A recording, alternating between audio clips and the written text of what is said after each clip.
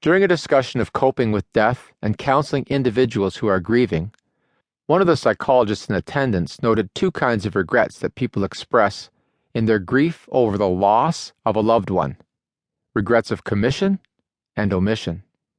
The second regret, the things we omitted doing while our loved one was alive, captured my interest. Regrets of omission are so often the result of procrastination. I asked this psychologist, what is the nature of these regrets of omission, adding, are these, 1, things people really intended to do but never did, meaning procrastination; 2, generalized possibilities of what they could have done; 3, cultural scripts of what they think they should have done, would have been nice to do; 4, internalized expectations of what the loved one might have wanted them to do. The psychologist replied that all 4 types were part of the regrets he had seen in his practice.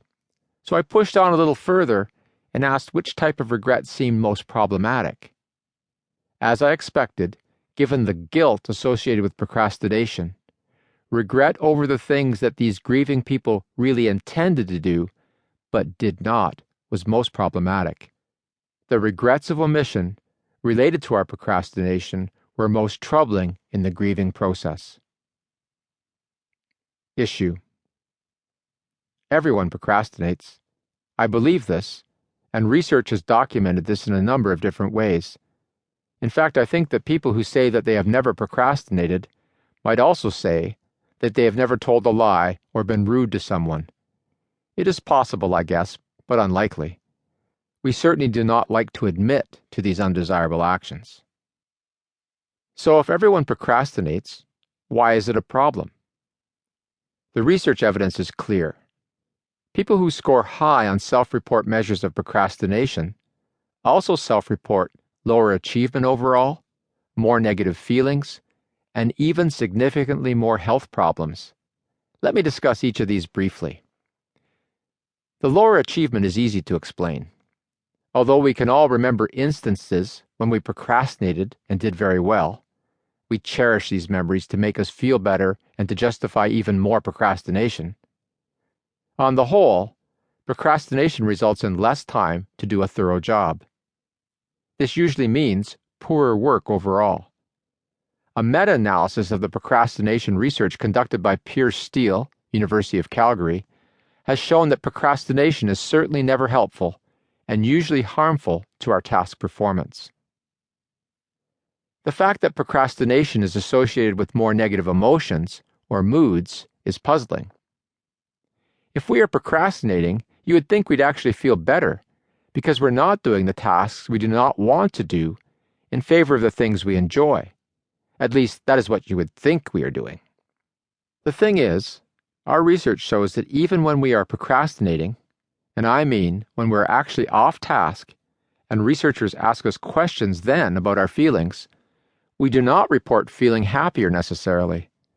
There is a mixture of feelings experienced, including guilt. So on the whole, procrastination does not make us feel that great, and this is particularly true in the long run. Finally, the new research by Pychyl, Bishop's University, Sherbrooke, Quebec, that demonstrates that procrastination actually compromises our health is very interesting. Procrastination seems to affect health in 2 ways.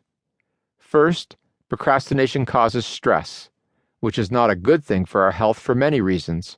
For example, stress compromises our immune systems. Second, chronic procrastinators needlessly delay health behaviors, such as exercising, eating healthfully, and getting enough sleep. This affects our health negatively, particularly over time. Sure, not exercising today or not eating vegetables today is not going to harm us today, but you know how it goes. Tomorrow is the same situation. We rationalize one more day of delay, and before we know it, it has been years of neglected, that is, procrastinated, health behaviors. The results can be devastating, with increased risk for heart disease, diabetes, and other debilitating illnesses that can be prevented with more daily attention to simple but avoided health behaviors. The day-to-day delay on small but cumulatively important